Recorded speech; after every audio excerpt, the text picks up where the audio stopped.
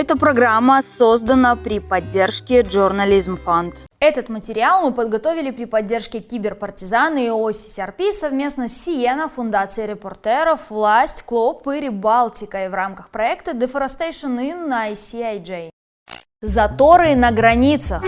После того, как Польша перекрыла популярный пограничный переход в Бобровниках, очереди на оставшихся пропускных пунктах вытянулись на много километров. 18 часов. Тем не менее, как выявило наше расследование, белорусская продукция деревообработки, против которой ЕС ввел санкции за внутренние репрессии и помощь в нападении на Украину, продолжает просачиваться даже через эти оставшиеся щели в пограничном движении. Новые схемы обхода санкций и как пограничные ограничения отразились на обычных белорусах в нашем новом расследовании. Я Ольга Ратмирова, и мы начинаем.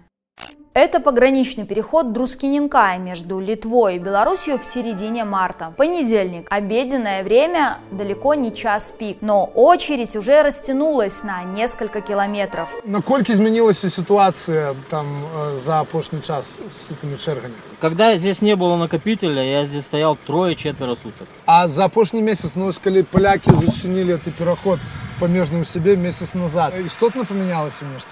Как вам сказать? Работы не стало, меньше работы стало.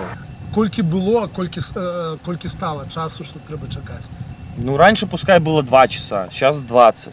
На кольки частей стали проверять на рентгене? Сейчас пустой, груженный, все равно на рентген. Получается, поляки перекрыли, а литовцы со своей стороны тоже предприняли какие-то шаги по замедлению движения? Количество проверяет фур, больше санкционного груза уже появилось. Санкционные грузы, например, гвозди, навесы. Дерево, железо, практически все попадает под санкции. Санкции против белорусских удобрений и древесины косвенно показали, какие объемы контрабандных сигарет могли перевозиться в грузах государственных предприятий. По данным литовской таможни, в 2022 году количество задержанных контрабандных сигарет из Беларуси в Литву уменьшилось более чем в 2,5 раза. До этого объемы конфискованной контрабанды сигарет росли в геометрической прогрессии. В 2019 году арестовали почти 9 миллионов пачек, в 2020 в 2 раза больше, в 2021 еще почти в 1,5 раза больше.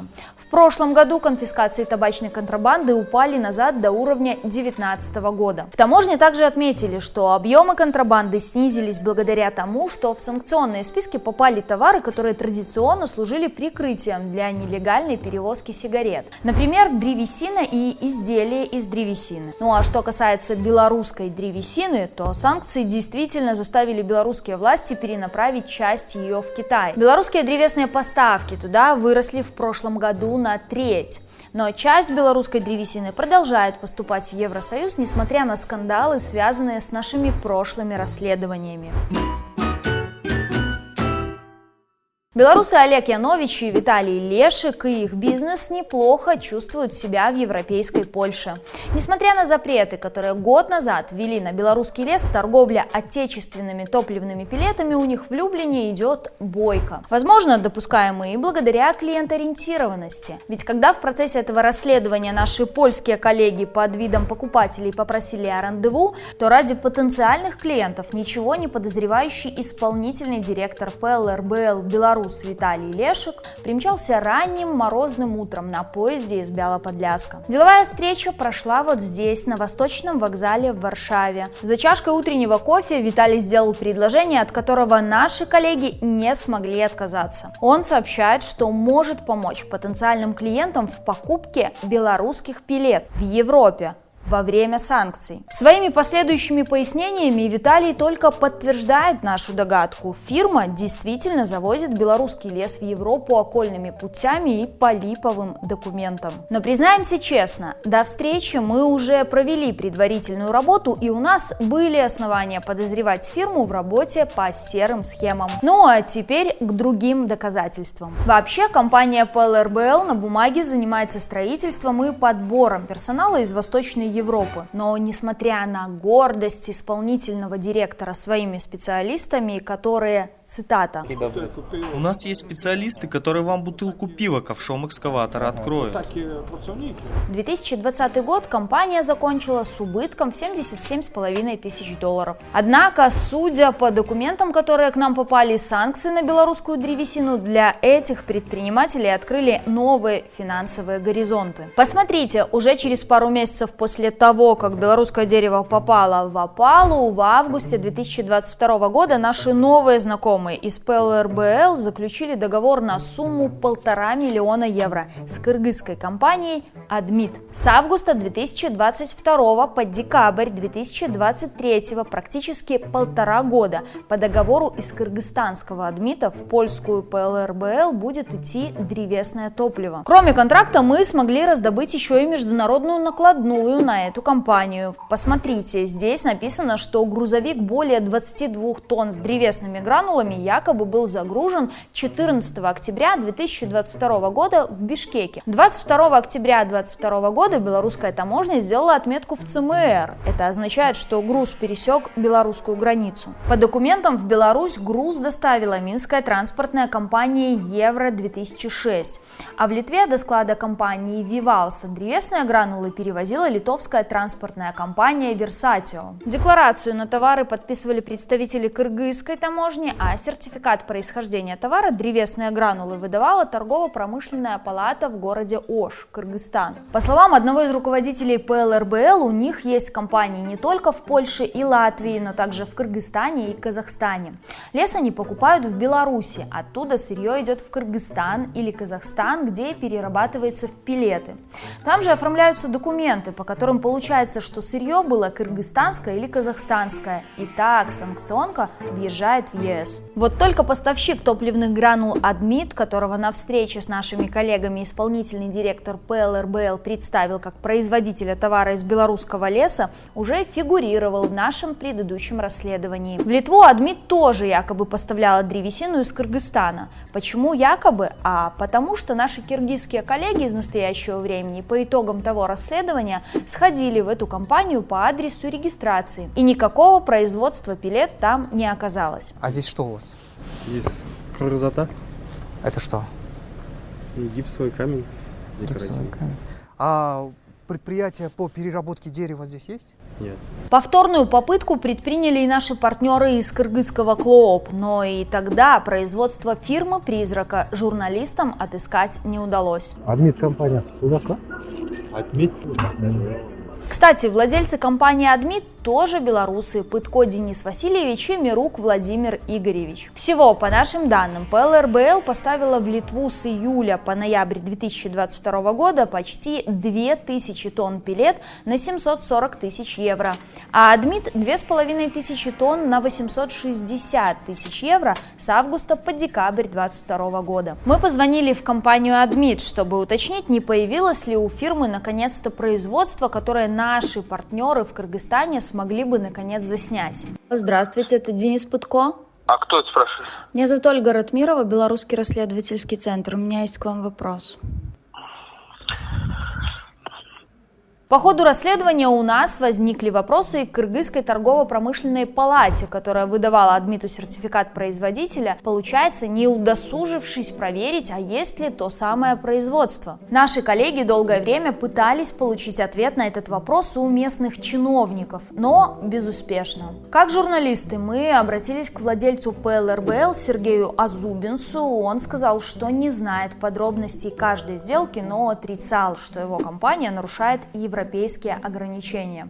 По словам бизнесмена, его компания внедрила антисанкционные меры. И тогда мы набрали представителю ПЛРБЛ в Беларуси также под видом клиента. Разговаривали мы с Олегом Яновичем. Как мы узнали, оказывается, в Беларуси он единоличный владелец отечественной компании СО-РБЛ. Олег подтвердил, что компания действительно занимается поставками пеллет, но отказался обсуждать детали по телефону. Говорит, подставы боится. Алло, Олег, добрый день. Добрый. Заинтересованы в белорусских пеллетах? Какие белорусские вы возите? Ну вы же понимаете, что в Беларуси пилеты не купить. Ну да, но Виталий нам объяснил, что можно на них сделать документы, что это груз из Кыргызстана. Мы сейчас вам говорим о тех вещах, которые не общаются по телефону в той форме, которую вы сейчас задали. Потому что очень много подстав началось и всего остального. И я не хочу в это попадаться.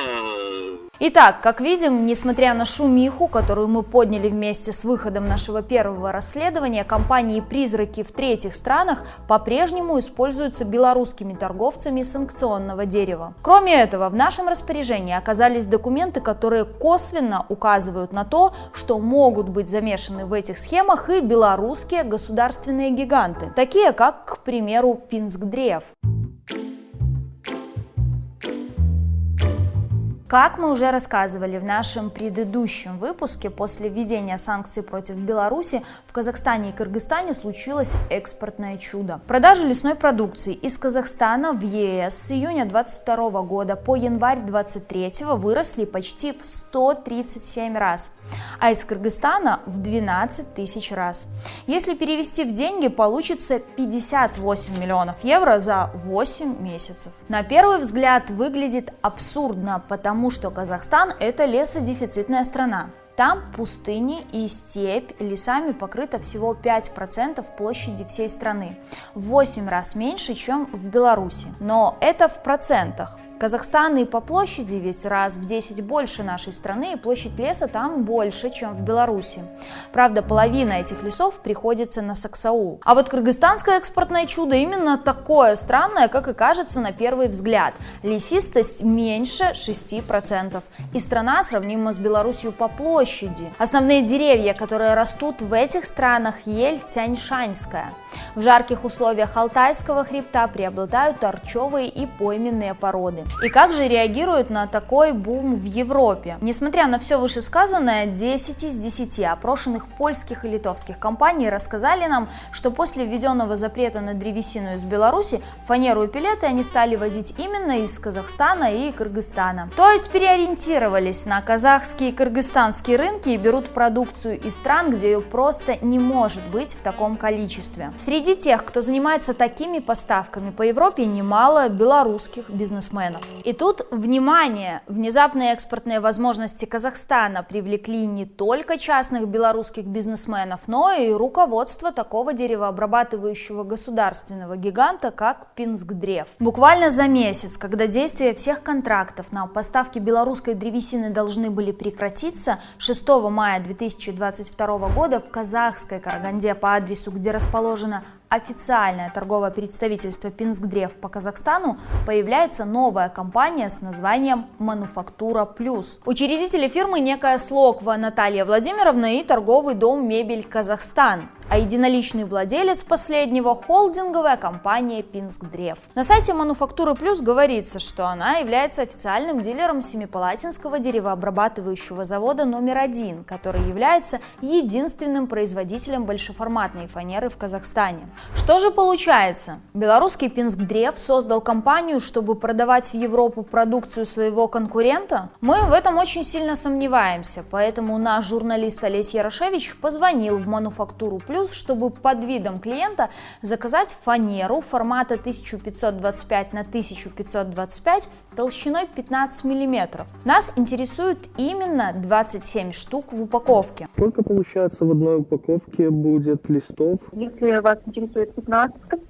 27 листов. Как видим, эта компания предлагает интересующую нас фанеру в фасовке по 27 листов в упаковке. Почему нас заинтересовало именно это и зачем мы сейчас об этом рассказываем вам? А дело в том, что, как сообщили нам источники, которые работают на рынке, фанеру этого формата, этой толщины по 27 штук в упаковке поставляет только Пинскдрев. Кроме этого, источник в сфере перевозок рассказал нам, что Пинскдрев отгружает свою фанеру в Уральск, Казахстан.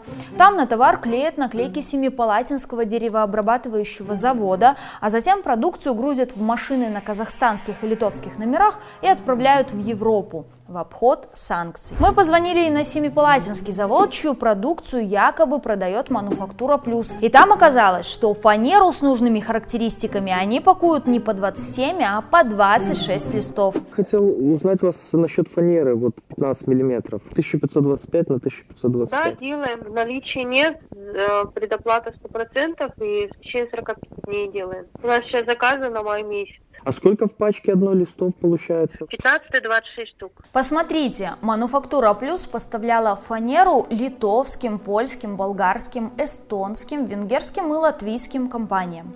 По сути, государственный Пинскдрев, продукция которого находится под санкциями, создал фирму в Казахстане и продолжает зарабатывать деньги.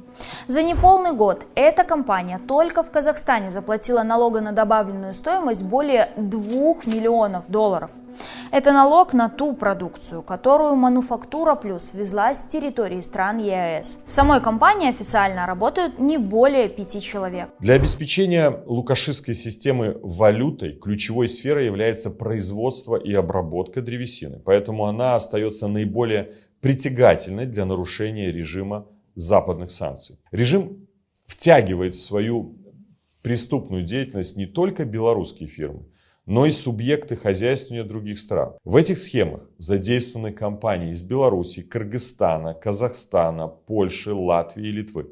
Поэтому теперь для Объединенного переходного кабинета независимых расследователей, наших зарубежных партнеров, важной частью работы станет противодействие обходу санкций и попыткам с помощью непрозрачных схем уклониться от них. Мы позвонили в Мануфактуру Плюс и уточнили, чью же продукцию продвигает белорусский представитель в Казахстане. Чьей продукцией вы торгуете в Казахстане?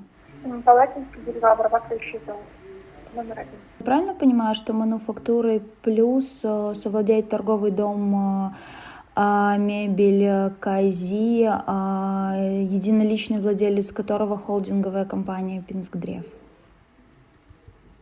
Я не знаю ответ на этот вопрос, соответственно, я вам только скажу о том, что это коммерческая тайна. Если у вас есть какие-то вопросы, наберите, пожалуйста, директора Мануфактуры Плюс, и все вопросы можете уточнить у директора. Можете, пожалуйста, телефончик продиктовать? Кроме этого, мы отправили официальные запросы в Пинскдрев, но нам пока не ответили. Сегодня важный вопрос – это создание эффективного механизма наказания виновных за нарушение санкционного режима. Совместно с нашими коллегами в ближайшее время будет передана для реагирования информация по созданию схем обхода санкций в торговле древесиной из Беларуси. Итак, несмотря на санкции, которые ЕС ввел против администрации Лукашенко за внутренние репрессии и помощь в нападении на Украину, белорусские предприятия продолжают поставлять древесину в ЕС. Что вдвойне странно, поскольку на пути такой контрабанды должны стоять не только заградительные меры Брюсселя. С 2022 года сертификаты на белорусскую древесину отозвали и заморозили две крупнейшие независимые организации, которые выдают эти подтверждения о том, что дерево добыто этично. Грубо говоря, без принудительного труда и без нарушения экологических правил устойчивого пользования. Эти две организации называются FSC и PFC. Без их сертификатов импорт в ЕС возможен, но большинство крупных европейских покупателей древесины такой товар просто не возьмут. Да и люди в ЕС тоже часто сознательные и требуют такой сертификат даже у мелких производителей. Но как показало наше совместное расследование с нашими немецкими коллегами Paper Trail Media и Der Spiegel, изучив подноготную того, как работают эти глобальные независимые аудиторы леса, мы выяснили, что у них далеко не все гладко. Например, белорусские колонии ухитрились получить для своей продукции международные сертификаты, хотя там используется принудительный труд, в том числе и политзаключенных. Во время работы в составе международного консорциума журналистов-расследователей ICIJ мы выявили нарушения в сертификации белорусских деревообрабатывающих предприятий. В составленный общий список по 50 странам попали 8 колоний из Беларуси. Их вы видите на экране. Несмотря на доклады правозащитников о нарушениях прав человека в этих белорусских колониях, FSC продлила действие своих сертификатов. Они могут каким-то образом, скажем так, не все показать, да? Сертифицирующая организация может каким-то образом не все заметить. Это может быть преднамеренно сделано, но, скорее всего, непреднамеренно. Сертификаты были отозваны только ближе к концу 2021 года, а по данным расследователей из Ирсайт, товар, произведенный руками, в том числе и политзаключенных, беспрепятственно поступал в Европу. Еще один международный регулятор – это организация PFC. Она заморозила свои сертификаты в Беларуси только когда Россия напала на Украину, признав и нашу древесину конфликтной. Однако до начала войны, несмотря на нарушение прав человека в стране, сертификаты организации действовали. Более того, в Беларуси эту международную независимую организацию представляет почему-то государственное предприятие Белгипролес. То есть белорусские чиновники проводят аудит среди государственных же лесхозов, получается, у самих себя. Но не только белорусское дерево в обход регуляторов и санкций поступает в Европу. Это доказали наши коллеги из Der Spiegel в рамках проекта Deforestation In. В частности, несмотря на санкции ЕС против военной хунты Мьянмы, в Германию поступает дорогое тиковое дерево, которое используется, к примеру, для палуб на яхтах. Итак, что мы выяснили во время нашего расследования? Судя по всему, санкции против древесины окольными путями научились обходить не только частники для своей личной выгоды, но и государственный деревообрабатывающий гигант Пинскдрев, который приносит прибыль в белорусскую копилку. Что, безусловно, нивелирует усилия Евросоюза, которые тот предпринимает для того, чтобы улучшить положение белорусских политзаключенных и их семей. Покупатели же белорусского дерева в Европе в свою очередь финансируют эту деятельность по обходу санкций и спонсируют политику Александра Лукашенко. Это расследование появилось в том числе благодаря нашим патронам. Их имена и ники сейчас вы видите на экране. Если вы также хотите поддержать наши расследования, то можете воспользоваться платформой Patreon.